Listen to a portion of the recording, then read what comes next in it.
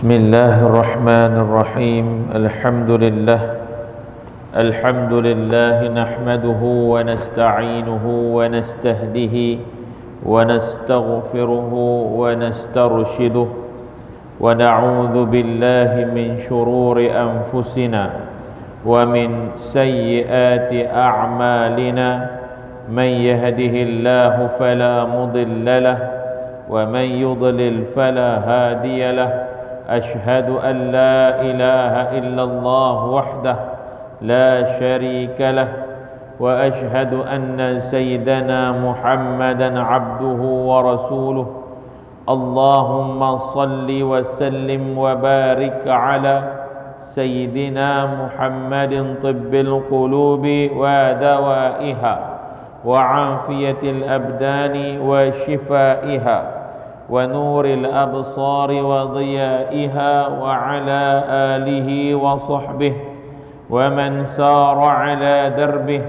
وعلينا وفيهم ومعهم برحمتك يا أرحم الراحمين أما بعد قال رسول الله صلى الله عليه وسلم إن الصدق يهدي إلى البر وإن البر يهدي إلى الجنة وإن الرجل ليصدق حتى يكتب عند الله صديقا وإن الكذب يهدي إلى الفجور وإن الفجور يهدي إلى النار وإن الرجل ليكذب حتى يكتب عند الله الكذاب حديث متفق عليه.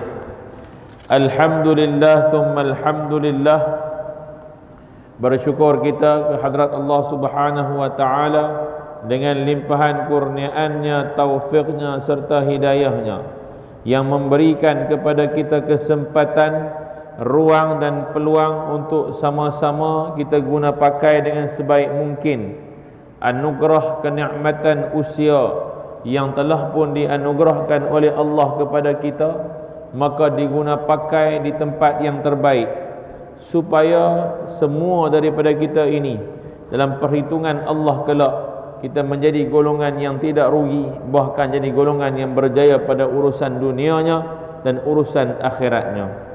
Tuan-tuan dan puan-puan dirahmati Allah sekalian, insya-Allah pada malam ni kita nak sambung balik perbincangan kita dengan kitab Rahiqul Maktum yang telah pun kita tangguhkan pada tanggal, kita tangguhkan dulu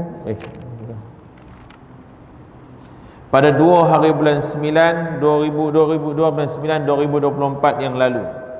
Kita dah berhenti hari itu pada bab yang berkaitan dengan Abdul Muttalib. Kita bincang hari itu dengan perbincangan yang lumat berkaitan dengan Abdul Muttalib.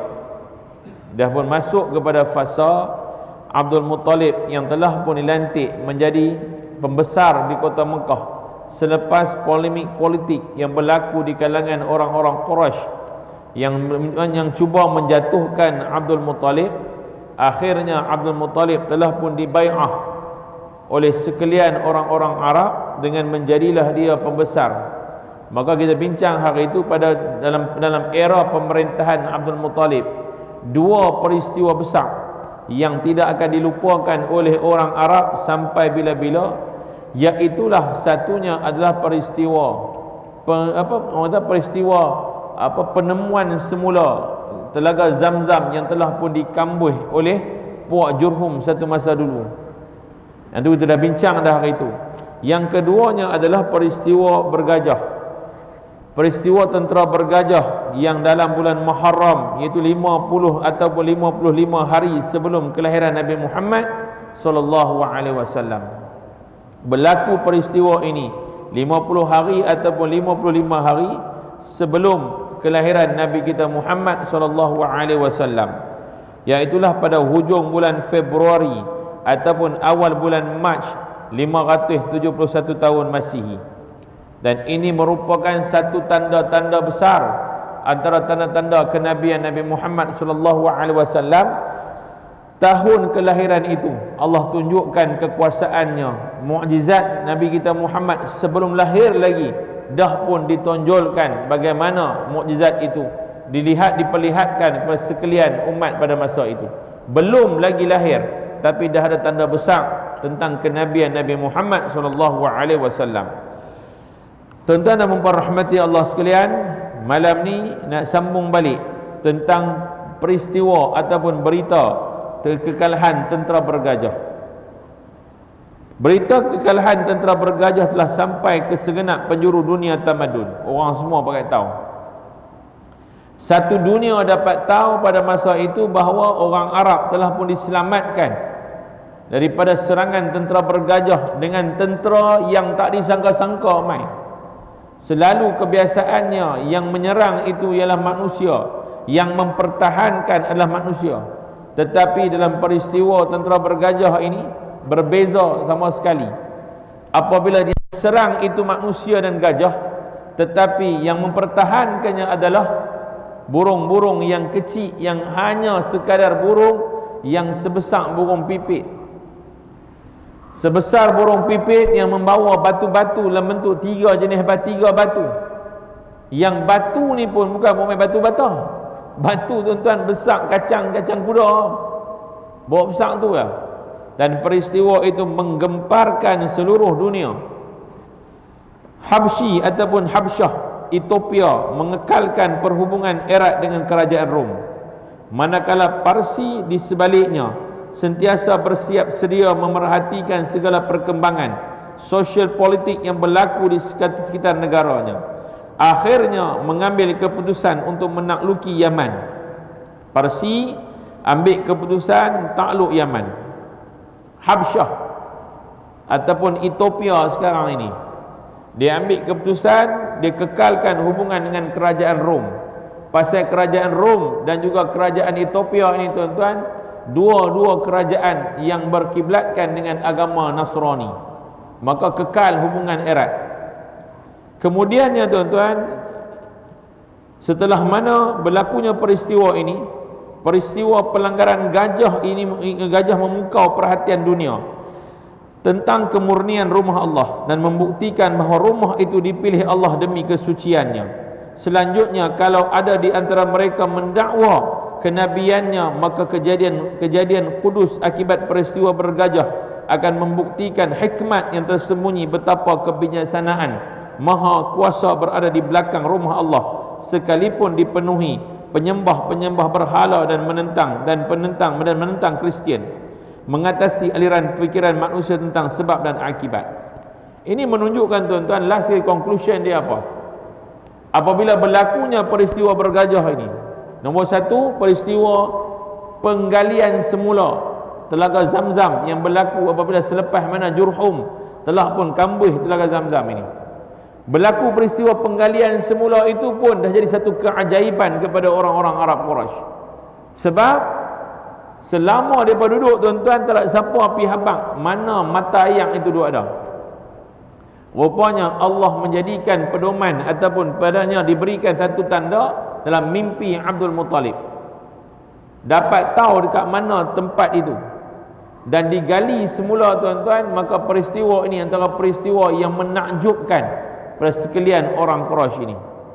Nombor dua, peristiwa bergajah. Tentera bergajah kalah dan dunia memandang lebih besar orang-orang Mekah ni. Orang Mekah pergi mana-mana pun orang akan tanya, "Oi, tempat hampa Tuhan jaga noh. Tempat hampa Tuhan jaga noh. Ni Kaabah hampa yang hampa ni Tuhan jaga." Maka kemuliaan Kaabah itu dan keizzahannya, kemegahannya makin terselah. Orang makin bercakap tentang dunia Arab. Orang makin bercakap tentang orang-orang Mekah ini. Tuan-tuan nampak tak macam mana Allah nak bagi lepas 55 hari lepas dari peristiwa bergajah ini, Allah nak jadikan di dalam dunia orang-orang Arab Quraisy ini lahirnya seorang Nabi yang akan bertambah megahlah akan orang-orang Arab Quraisy ini. Tuan-tuan dan puan rahmati Allah sekalian, Abdul Muttalib ada berapa orang anak? Abdul Muttalib ada berapa orang anak? Saya pernah sebut tuan-tuan. Siapa ingat? Siapa jawapan betul, saya bagi dia package percutian. Tu kat pulau belum siap. Piduk seorang-seorang. Tuan-tuan, berapa orang anak Abdul Muttalib? Anak Abdul Muttalib ada 10 orang anak laki-laki. Al-Harith, Al-Zubair, Abu Talib, ni yang nama-nama kita kenal. Al-Harith ni mungkin jarang dengar. Al-Zubair ni ada. Abu Talib lagi pernah dengar. Abdullah lagi pernah dengar. Hamzah digelar apa? Asadullah, kan, singa Allah.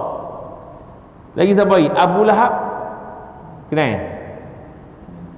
Tak kenal, saya nak balik lah. Abu Lahab kenal. Ridah jarang dengar kan. Maqwam lagi tak pernah dengar. Safar pernah dengar cerita Piramli. Safar. Lagi tuan seorang lagi, Abbas. Pernah dengar Abbas? Pernah kan?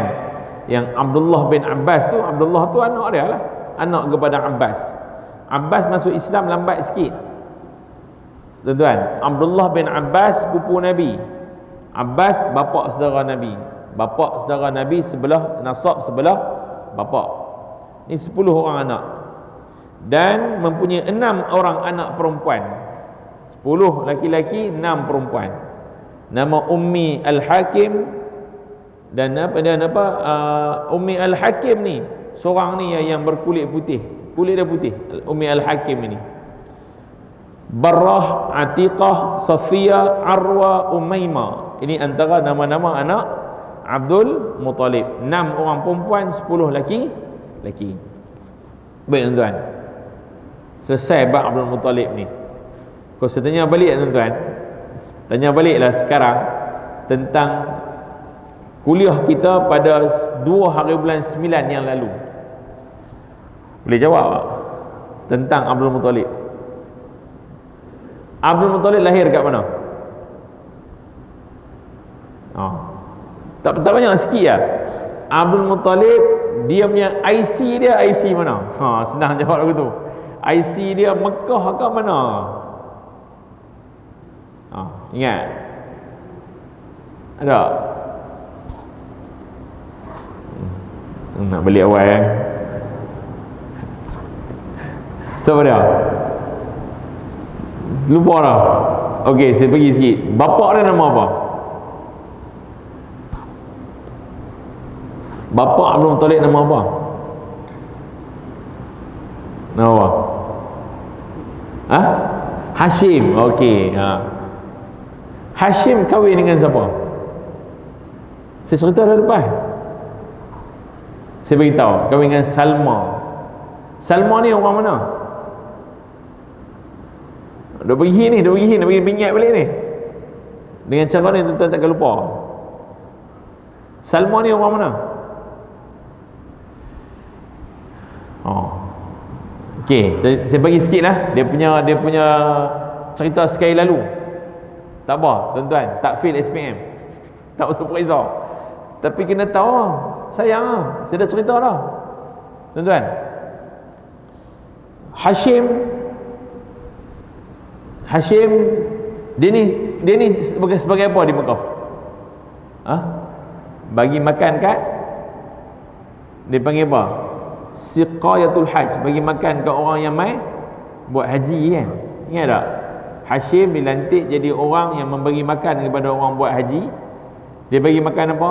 Saya cerita dah. Bagi makan, dia yang buat satu penambahbaikan dalam bagi makan pada orang buat haji. Orang dulu bagi makan orang buat haji, dia bagi ayak satu dengan roti sekeping. Mai Hashim, dia buat apa? Dia sediakan satu lagi, nama dia sup. Dia tambah sup satu, dia koyak roti, dia bulan sup, dia serve kat depa dengan ayak satu. Hashim, dia ni seorang pedagang. Dia bawa diri dia ketika dia berdagang, dia nak pergi berdagang ke Syam. Sampai di Syam, on the way nak balik mai ke Mekah, singgah di tang sini. Tuan tak ingat? Singgah di mana? Singgah di Yathrib ataupun Madinah. Dia kenal dengan seorang pembesar kota Madinah nama Bani Adi bin Najjar. Dan Bani Adi bin Najjar ni tuan-tuan ada satu orang anak perempuan nama Salma. Hashim dikahwinkan dengan Salma. Saya bagi pendek-pendek ya. Hashim dikahwinkan dengan Salma. Salma pun mengandung. Hashim pun dah mai tarat mengandung. Hashim mula keluar balik untuk pi berniaga, pi balik ke Syam, sambung-sambung berniaga kat Syam. Nak baliklah semula ke Mekah. On the way nak balik ke Mekah, singgahlah dia di mana? Di Gaza, Palestin. Singgah di Gaza. Sampai di Gaza, Hashim sakit. Bila Hashim sakit, ingat balik ya. Kau lupa terus ya? Hashim sakit. Bila Hashim sakit, dia wafat di Gaza. Jenazah tak berbalik mana-mana pun, dikebumikan di Gaza. Salma pun bersalin dekat Madinah tanpa bapa, tanpa suami. Betul? Jadi tuan-tuan, Salma bersalin anak laki-laki. Anak itu nama dia apa? Itulah Abdul Muttalib. Boleh ingat balik ke? Bulan depan saya masih abang lagi. Tanya balik. Jenuh kami, ya Allah. Apa main kutip mana lah ustaz ni main tanya-tanya lagu ni. Tuan-tuan, Hashim meninggal, wafat. Abdul Muttalib lahir di Madinah. Kemudian dibawa balik oleh siapa? Pak saudara nama Al-Muttalib. Pak saudara adik kepada Hashim nama Al-Muttalib, meneruskan kerja abang dia bagi makan ke orang buat haji. Kemudian pergi cari anak saudara dia yang duduk kat Madinah, bawalah berbalik mai ke Mekah di bawah jagaan Al-Muttalib. Sampai besar, Al-Muttalib pun wafat, diganti oleh Abdul Muttalib. Ambil balik kerja bapak dia dulu. Ada faham? Boleh ingat? Tuan-tuan, dah ambil Abdul Muttalib, dah ambil balik pekerjaan itu tuan-tuan. Berlakulah rampasan kuasa. Orang tak puas hati dekat dia. Rampas kuasa. Siapa yang main tolong dia? Orang Mekah lain semua tak mau tolong dia. Tuan-tuan, bila berlaku rampasan kuasa, dan ketika mana berlaku rampasan kuasa, dirampas oleh seorang bernama Al-Malik bin Dar. Dia ambil alih, dia rampas kuasa. Tuan-tuan, pada masa ni Abdul Muttalib tulis pucuk surat, hantar dekat siapa? Pak cik dia kan, dekat mana? Madinah. Betul ya bang? Dia hantar satu surat, hantar kat pak cik dia di Madinah. Pak cik dia dari Bani Adi bin Najjar ni tuan-tuan, seorang panglima perang, banyak bangsawan pun, keluarga pembesar. Tak cakap banyak, dapat surat, terus mai 80 orang. Mai semua lengkap bersenjata, naik kuda tuan-tuan, pacu kuda sampai ke Mekah. Abdul Muttalib jumpa dengan pakcik dia kata, pakcik dia, jom balik rumah saya. Tarak balik rumah semua. Lah ni, aku mai ni tujuan aku nak mencari siapa dia yang rampas kuasa ni. Tengok-tengok Malik duduk ada dekat depan dengan Kaabah. Tuan-tuan, dia pi terus dekat Malik, dia buat apa? Bukan mau Malik. Dia pi suruh dekat Malik, dia pi suruh tuan-tuan dia punya pedang dia kata, lah ni satu je aku beritahu kat hang. Sebelum pedang ni tembus hang punya rengkung, hang serah balik apa yang hang ambil. Dia ni takut tuan-tuan, terketak-ketak, bagi balik kuasa. Maka dapat balik kuasa.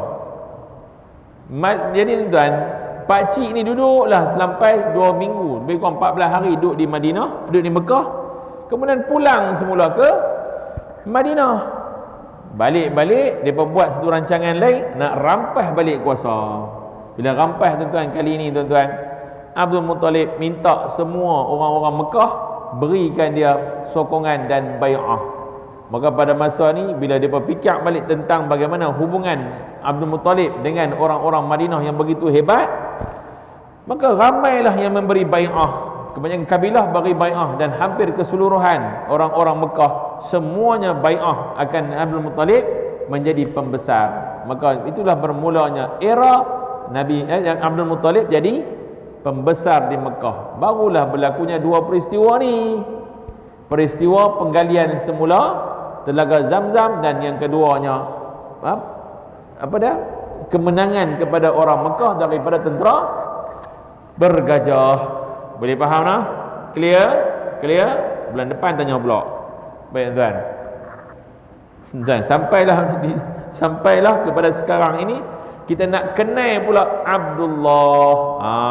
Kita nak kenal pula Abdullah. Siapa Abdullah ni? Yang kami tahu Abdullah ni ustaz, bapa Nabi kita Muhammad sallallahu alaihi wasallam. Okey, kita pergi tengok. Bapa Nabi Muhammad sallallahu alaihi wasallam, ibunya bernama Fatimah, ibu kepada Abdullah nama Fatimah, anak kepada Amru bin Aith bin Imran bin Makhdam bin Yaqha bin Murrah. Abdullah ternyata seorang paling kacak di antara anak-anak laki-laki Abdul Muttalib yang 10 tu. 10 Abdullah yang paling handsome sekali. Tuan-tuan, kalau tengok dalam ranking nombor 1 Abdullah, nombor 2 handsome adalah Abu Lahab. Abu Lahab, tuan. Itu yang kita rasa pelik kan. Baik tuan. Baik tuan. Kemudiannya Abdul Muttalib pemuda sederhana dan paling disayangi. Dia juga yang ditunjukkan anak panah ahli nujum untuk disembelih sebagai korban kepada Kaabah. Apabila ke-10 anak Abdul Muttalib telah dewasa, bapa mereka mendedahkan rahsia nazar kepada mereka dan menyambut kenyataan itu dengan tenang serta akur. Siapa ingat? Bilakah Abdul Muttalib buat nazar untuk sembelih anak? Bila? Saya bagi soalan kat tuan-tuan ni tuan jawab. Nak pergi tuan recall balik. Semua ni sudah cerita tuan-tuan dah bulan lepas. Tak ranjau memang. Tuan. Jenuh lepas ni bulan depan saya nak main tuan-tuan menerah habis apa? Kau tuan-tuan tahu dia ni kena patah pangkau tu ni tak payah main buat sakit kepala. Baik tuan. Bilakah berlakunya nazar Abdul Muttalib untuk menyembelih anak? A. Ketika kemenangan kepada tentera bergajah. B. Setelah mana penggalian semula Telaga Zamzam. C. Setelah mana Abdul Muttalib mendapat kuasa untuk memiliki Telaga Zamzam sepenuhnya. D. Setelah mana Abdul Muttalib berjaya menjadi pemimpin kepada orang-orang Quraisy. Jawapan mana betul? Tuan ingat balik. Ni soalan direct Cikgu biasa dia buat soalan direct Mana? Jawapan dia? Tak recall Jawapan dia C. Setelah mana Abdul Muttalib berjaya menguasai sepenuhnya Telaga Zamzam. Lepas penggalian semula tuan-tuan, Telaga Zamzam direbut. Orang-orang Quraisy mai, kabilah-kabilah ni mai, ketua-ketua kabilah mai, wahai Abdul Muttalib, kita share lah Zamzam ni. Sebab ada untung. Ini barang ada untung. Kita share. Jadi Abdul Muttalib kata apa? Aku nazar sekiranya aku dapat memiliki sepenuhnya Zamzam ini untuk kegunaan orang Mekah secara wakaf, maka aku akan menyembelih seorang anak aku. Yang tu yang jadi nazar. Tuan-tuan, dan setelah mana ketika nazar, nama-nama mereka tertulis di atas anak-anak panah ahli nujum. Bila dah besar anak-anak ni, barulah Abdul Muttalib dedahkan nazar dia tu. Dah besar anak-anak dah, baru dedahkan nazar. Dan anak-anak pada masa tu tak apalah, kalau bapa rasa itu yang terbaik untuk nazar, kenalah bayar nazar tu. Tuan-tuan, maka nama-nama anak-anak yang 10 orang ni, sebab nazar dia sembelih seorang anak lelaki. 10 orang anak-anak ni diletakkan di atas anak panah ahli nujum dan diserahkan kepada pelindung yang disayangi pawang Hubal. Anak-anak panah itu dikocok lalu dicabut. Satu daripada anak panah itu menunjukkan bahawa Abdullah akan dijadikan korban. Tuan-tuan, kocok 10, naik nama Abdullah. Baik tuan-tuan, satu daripada anak panah itu menunjukkan Abdullah. Abdul Muttalib kemudian membawa Abdullah kepada Kaabah dengan sebilah pisau untuk menyembelih budak ini. Kepada Kaabah dengan sebilah pisau untuk menyembelih anak ini. Bagaimanapun Quraisy, bapa saudaranya daripada puak Makhzum dan saudaranya Abu Talib cuba menghalangnya daripada meneruskan niat itu.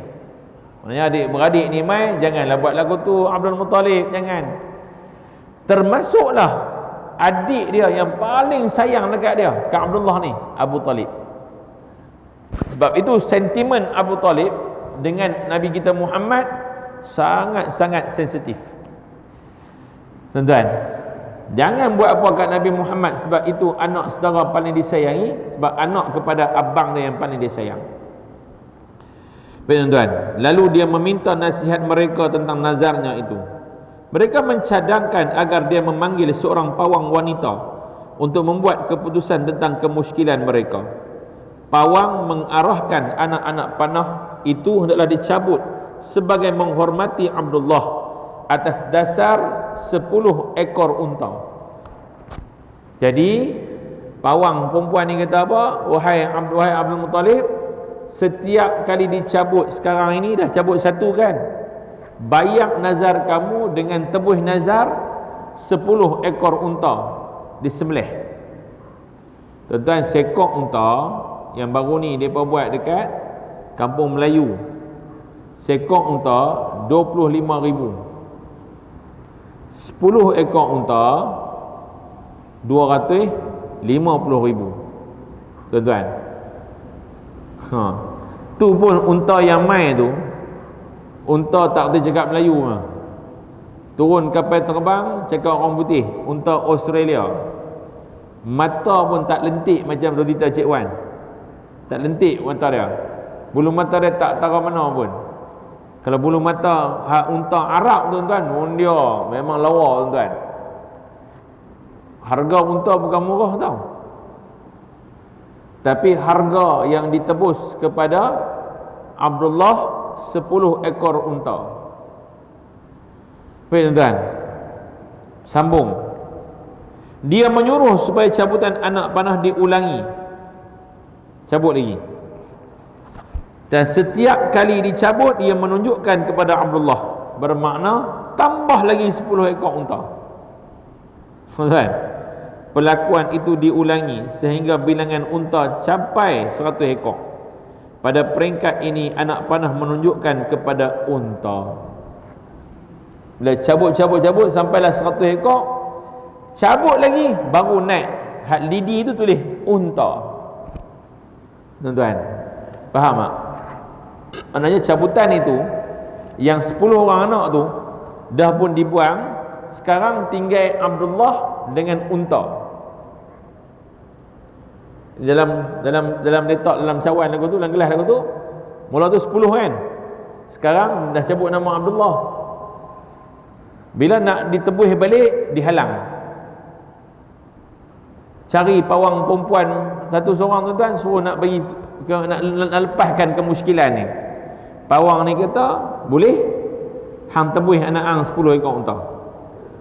Sekarang aku bagi kat hang 2 lidi ya. Satu lidi nama Abdullah, satu lidi nama unta.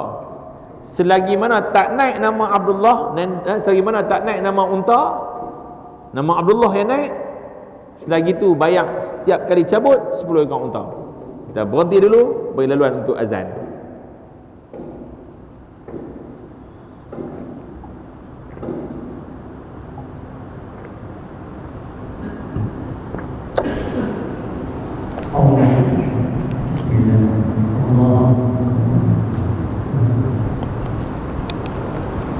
Allahu Akbar.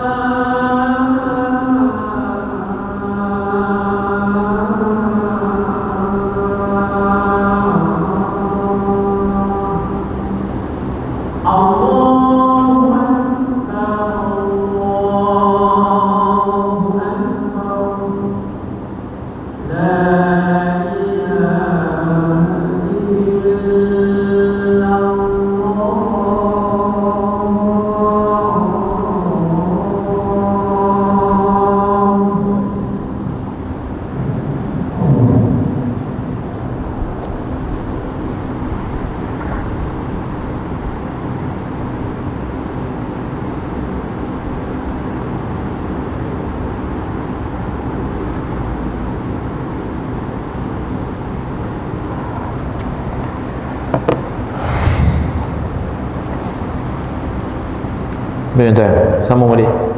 Allahumma salli ala Sayyidina Muhammad wa ala ali Sayyidina Muhammad. Tapi sikit lagi. Boleh faham tak tu nah? Maknanya Abdullah ketika dia diberikan pilihan sampai cukup 100. Baik tuan. Sampai cukup 100, cabut seterusnya baru dapat unta. Tuan-tuan. Pada peringkat ini, anak panah akhirnya unta disembelih sebagai ganti anak laki-lakinya, dan Hubbal berpuas hati dengan tindakan itu. Unta-unta yang kena sembelih terbiar di situ untuk dimakan oleh siapa jua, sama ada manusia ataupun haiwan.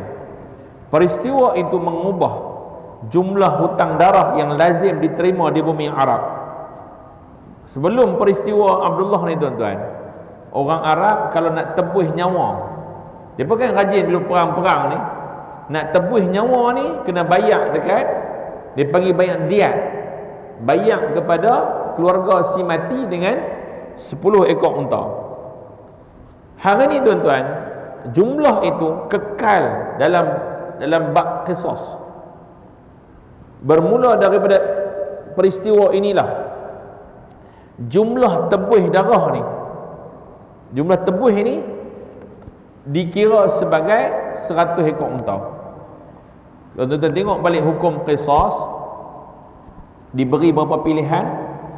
Kalau berlaku pembunuhan, waris kepada si mati boleh tuntut.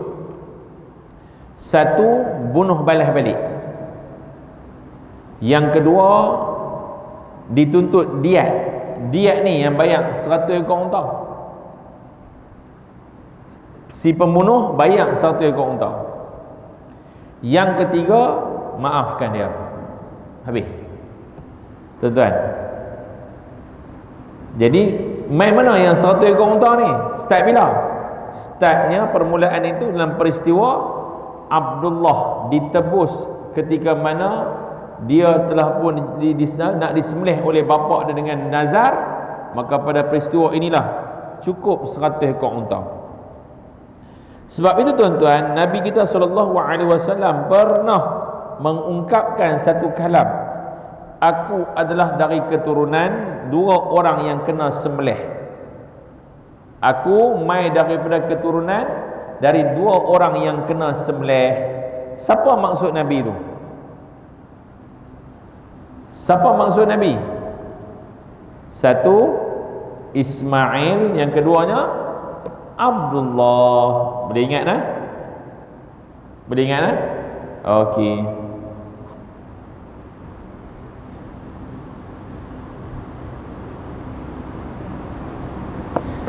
Okey tuan-tuan, habis. Abdul Muttalib memilih Aminah, anak Wahab bin Abdul Manaf bin Zahra bin Kilab untuk berkahwin dengan anaknya Abdullah. Justeru dari susu galur keluarganya, ternyata keluarga Aminah ini adalah keluarga yang paling terkemuka kedudukan kebangsawanannya dan keturunan nasabnya. Bapaknya ialah seorang ketua Bani Zahra, seorang yang dihormati. Mereka berkahwin di Mekah, dan tidak lama selepas itu bapaknya menyuruhnya ke Madinah untuk membeli kurma, dan di sana dia meninggal dunia. Ni peristiwa ni mereka berkahwin di Mekah, dan tak lama selepas itu bapa dia yakni Abdul Muttalib suruh Abdullah ini pi ke Madinah untuk membeli kurma, untuk bagi kurma di Madinah, kurma yang terbaik untuk dibawa mai ke Mekah untuk diperdagangkan. Dan di sanalah meninggalnya Abdullah. Mana Abdullah meninggal di mana? Di Madinah. Tuan-tuan, bila meninggal di Madinah, itu kampung ni ke bukan? Kampung Abdullah ke bukan? Tuan-tuan dah lari dah, nampak tak? Adakah kampung Abdullah ke bukan? Bukanlah kan? Tuan-tuan kata sebab di kampung di Mekah kan? Kampung ni apa? Kampung siapa? Kampung bapak dia lah kan? Kampung bapak dia Abdul Muttalib. Abdul Muttalib lahir kat mana? Madinah. Jadi dia meninggal di Madinah dan dia wafat di Madinah. Maknanya dia wafat di kampung dia tak? Kampung dia lah, dia balik kampung dia lah, tuan-tuan. Tuan-tuan duk confuse lagi ni, duk pening-pening ni. Baik tuan. Dan bila berlaku peristiwa hijrah, Nabi ada related tak dengan Madinah? Rasulullah ada related tak? Ada lah. Sebab apa? Beradik-beradik ada sana? Ada lah. Sebab apa dia? Sebab tok Nabi Abdul Muttalib, mak tok Nabi Salma. Salma orang mana? Orang Madinah. Tuan-tuan. Dia kena cak tuan nampak. Kalau tulis lagi nampak kan? Susun balik nampak. Baik. Kemudian wafatnya Abdullah di bumi Madinah. Dalam versi lain Abdullah pergi ke Syam ataupun Syria dalam satu urusan dagang, dan dalam perjalanan pulang dia meninggal di Madinah. Dia dikebumikan di rumah An-Nabigha Al-Ju'id dan umurnya ketika itu ialah 25 tahun. Kebanyakan sejarawan menyatakan ialah 25 tahun, bahawa dia meninggal dunia 2 bulan sebelum kelahiran Nabi Muhammad SAW. Ada pula mengatakan dia meninggal dunia 2 bulan selepas kelahiran Nabi Muhammad. Apabila Aminah dimaklumkan tentang kematian suaminya, dia mengabadikan kenangan dengan puisi sedih yang menyayat hati. Abdullah meninggalkan paling sedikit harta. Harta sikit dia tinggal. Apa dia? 5 ekor unta, sebilangan kecil kambing, seorang hamba perempuan bernama Barakah, dan Ummu Aiman yang kemudiannya berkhidmat dengan Nabi sebagai pengasuh. Ini tuan-tuan, peninggalan ayahanda Nabi nama Abdullah ini. Tu je dia tinggal. Tak ada ladang-ladang apa semua, dekat tu je dia tinggal. Mana tuan-tuan, adakah Nabi ni lahir dengan keadaan kekayaan keluarga dia? Tidak. Tak tuan-tuan. Tapi kebangsawanan keluarga daripada keturunan yang baik adalah dari Nabi kita Muhammad, baik daripada ayahandanya Abdullah maupun daripada ibunya Aminah. Semuanya daripada keturunan dan juga keluarga yang terkemuka dan termasyhur di bumi Arab ini. Wallahu alam tuan-tuan. Habis bab berkaitan dengan keluarga Nabi Muhammad. InsyaAllah bulan depan saya tanya balik, tuan-tuan tak boleh jawab, kita denda tuan-tuan. Tak ada. Tuan-tuan main, kita tak denda apa. Tuan-tuan main, elok tak apa. Saya macam ni lah tuan-tuan. Nak seluruh tuan-tuan tak pergi tuan-tuan lena. Bulan depan kita masuk bab tentang bab ke-6, kelahiran Muhammad dan tempoh 40 tahun menjelang kerasulan. Okey, tempoh kelahiran Nabi Muhammad dan juga tempoh 40 tahun tu apa jadi? Apa jadi kat Nabi? Kita akan bincang lumat-lumat pada bulan depan insya-Allah. Wallahu a'lam.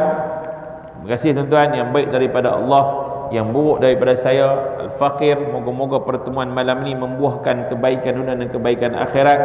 Wa aqulu qawli hadza wa astaghfirullahal azim li wa lakum.